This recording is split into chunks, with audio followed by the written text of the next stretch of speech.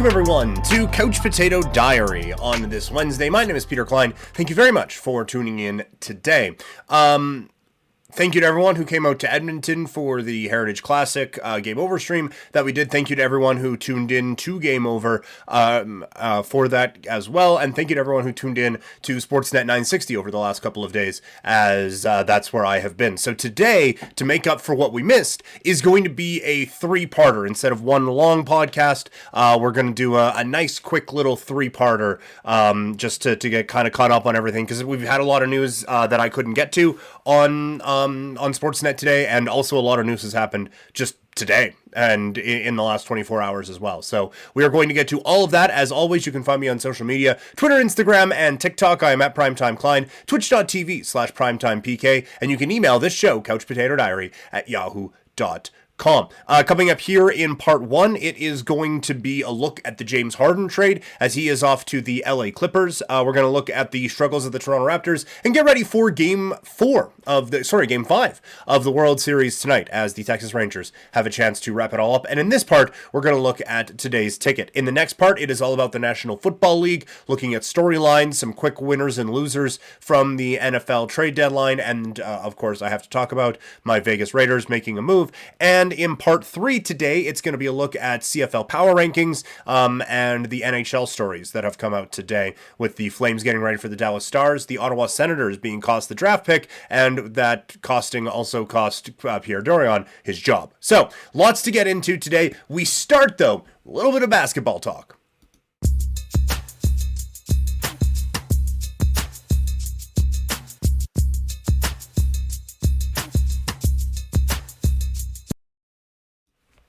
All right, so James Harden has now been moved to the LA Clippers. It's officially a 3-team deal. The Thunder come in and get some picks involved and things like that. But the main part of this is the LA Clippers do eventually get their guy, and they get James Harden.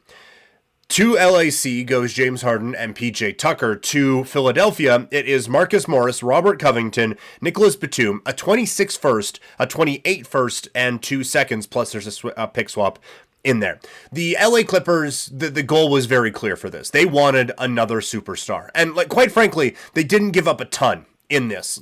Those are all, with all due respect to all of them, all kind of spare parts for what the Clippers are trying to do. They wanted another superstar, and now you could make the argument they have 4. They have 4 guys who've been superstars at least at one point in their NBA careers. I just don't know if it's worth it. And again, like I said, it's all spare parts going the other way, but James Harden, it has been so toxic everywhere he has gone, and it doesn't come with rings, it doesn't come with playoff success, it just comes with a whole lot of headaches and a whole lot of, what's this guy actually going to do, and what's this guy actually about? That there's a lot of that, which I would imagine makes building a franchise extremely difficult. It's going to be an interesting team when everyone's healthy, though, right? To see what kind of offense they end up putting out there with those 4 guys, plus Zubats at center. It's going to be a real interesting look, but I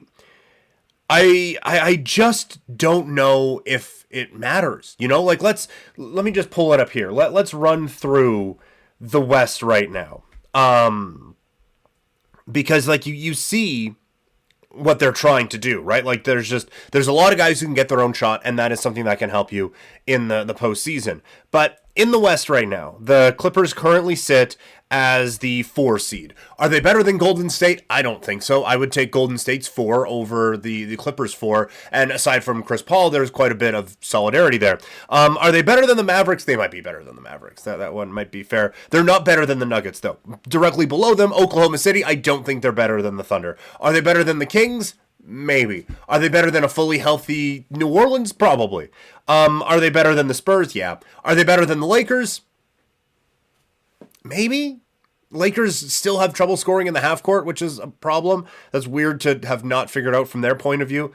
But they're not better than the Suns, who sit below them. And then you get into Minnesota territory. They probably are. The point is that I don't know. I think this takes them from being one of the top 10 teams in the West to being one of the top 6 teams in the West. And all you got to do is get into the dance, right? But I I don't know how this is going to work offensively. Defensively, I don't think this helps you a lot. And anyway, it helps, I think, when you get into load management. And I think that could be something that teams have to kind of work around and worry about, because you have 4 guys who have been to All-Star games. You can't sit 2 of them for some of these games. So I think we're going to see a lot of cycling these guys through and figuring it out. Obviously, like, the best case scenario is this team wins a championship, right? Like, if everyone plays to the back of their basketball card, then this is a team that can go out and win a title for sure. But we just haven't seen it long enough for any of them to really believe that they can go out and actually get this done. For the 76ers, the big part of this is they get rid of a problem. This is something that has been hanging over their heads all off season. It has turned ugly. And so that they get rid of that problem and bring in quite a bit of depth on this team. Morris is an expiring contract, Covington's an expiring contract, and Batum is an expiring contract. And the 26 and 28 first, like, I don't know what the Clippers are going to be in 3 years. I don't know. I definitely don't know what they're going to be in 5 years. I don't think it'll be good. So this is now an opportunity where the next star that comes up, you have a lot of bullets in the chamber that you can go out and make moves with to give your team a chance at a championship. Quite frankly, it's quite the haul for the 3rd best player on your team. Because Embiid is obviously the first, he's the MVP, and Maxey has superstar written all over him. So now to get this kind of a haul for James Harden, it's a lot. And I think it helps the depth on this team in the short term and long term, that the next star that becomes available or the next big lit name, they can go out and just kind of flip these. Like if it keeps going sideways out in Toronto, is that a package now that you can go out and get a Scotty Barnes with? Or not a Scotty Barnes, sorry. A Pascal Siakam with? Is that something you go out and a couple of those pieces go out and add an OG Anunoby to? So I think that for the 76ers, this was about bringing in the pieces to go out and get that next superstar, because you weren't going to make a superstar trade. It was about getting the pieces to get that next one, and I think Philadelphia did a pretty good job with that. And it's 3 guys who can contribute at least a little bit. It'll be interesting to see what Philly does. They get the Raptors tomorrow. We'll see what that looks like. Overall, I think it's a much better deal for Philadelphia. I would rather not have James Harden on my team in 2023. I just wouldn't. And James Harden, like, this is the final chapter in a legacy killing run that he has been on. We should be talking about this guy as one of the all-time great scorers in the history of the National Basketball Association. Instead, that's like 3rd on the things that we're going to bring up about him. He was a team killer in a lot of spots and just incredibly selfish and so frustrating, and just a guy who you'd rather not have on your team. And then you can get into how good of a scorer he was and all of those things. But it's a good day for Philadelphia, I think, and for the Clippers, it'll be interesting, but I don't know if it's going to be good. Moving into the Toronto Raptors, they are 1-3 to start the season, and they have a tough back-to-back coming up here against Milwaukee tonight and Philadelphia tomorrow. The half-court offense continues to be a real problem. And it was a problem last year, and they're saying that it's because of the new system this year. You guys know with the Flames talk, I have a tough time believing that the new system thing, when it's the same problems that were coming up from a season ago. But maybe it is just that everything is getting clicked or trying to get clicked and things like that. But it looked good in night 1, and now it's fallen off rather substantially. But we said after the night 1 game, right? The reason the Raptors were able to come back is the shots were falling. Well, they haven't been falling over the last 3 games. We'll see if that kind of corrects itself over the next little bit. But it's early to start getting like, oh wow, this is going to be a rough go. But that Portland loss is a really bad loss this early in the season to try to get back on track with this Raptors team. And now, like I said, it's difficult the next couple of games with Milwaukee and Philadelphia. It kind of feels like we all know where this is going, but I don't know if this is an organization that's capable of a rebuild at this point. Like, it's so clear that they have steered away from that type of a conversation. We will see what this team actually does if this pattern continues.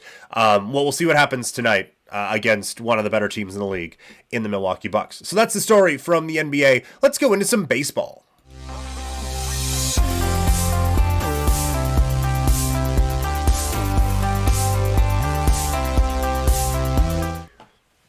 The World Series trophy could be handed out tonight as the Texas Rangers take a 3-1 series lead over the Arizona Diamondbacks, and the Rangers just continue to slug their way potentially to a championship. Seager is really cementing his status as one of the top 2 or 3 players in baseball right now. And if Shohei Ohtani was only a hitter, we'd probably be talking about Seager as the best player in Major League Baseball. It is an unbelievable tear he is on.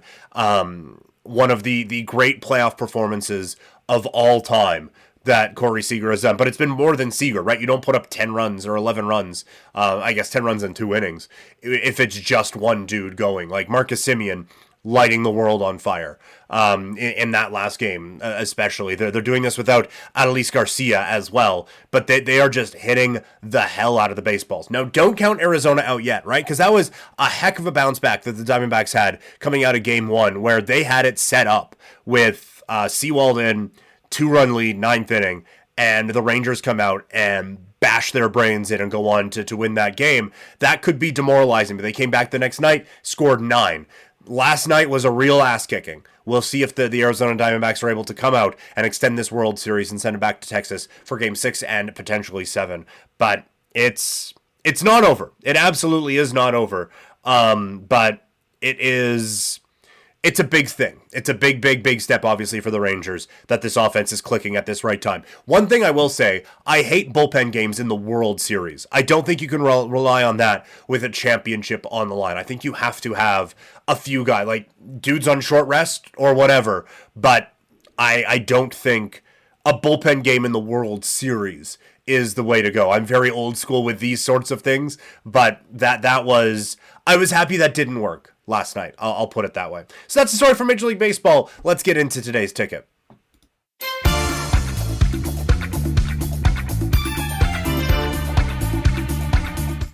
4 games on the ticket tonight. We start in the association as the Dallas Mavericks are -3.5 against the Chicago Bulls. I think the Mavericks are quite a bit better than the Bulls. I view the Bulls as one of the worst teams in the league. So we will go with the Dallas Mavericks -3.5 in this spot. And then we got 3 games in the NHL tonight. First, it is Buffalo taking on Philadelphia.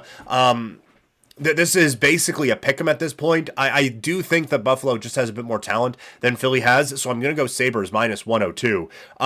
Dallas taking on the Calgary Flames tonight. We have a preview coming up of that one in one of the other parts of this podcast, but it's been real bad out here in Calgary, and the Dallas Stars are a team that can put a hurting on you really, really quickly. So I think that from a Flames standpoint, it's going to be a long night. I'm going to go Dallas -1.5. And then the Blues against Colorado. This is not a St. Louis team that I think can put up that defensive structure against this Colorado Avalanche group. I think the Avs just have too much firepower. St. Louis does not, and I don't think will be able to keep up in this game. So I'm going to go Colorado -1.5. If you like the Blues in this, you can probably find a same game parlay where it's Blues +1.5 and the under, but I like Colorado in this spot -1.5. So that is today's ticket. And that's today's show. Thank you so much for tuning in. Like I said, this is a 3-part podcast today. Coming up in part 2, it's going to be all about the NFL. We look at the storylines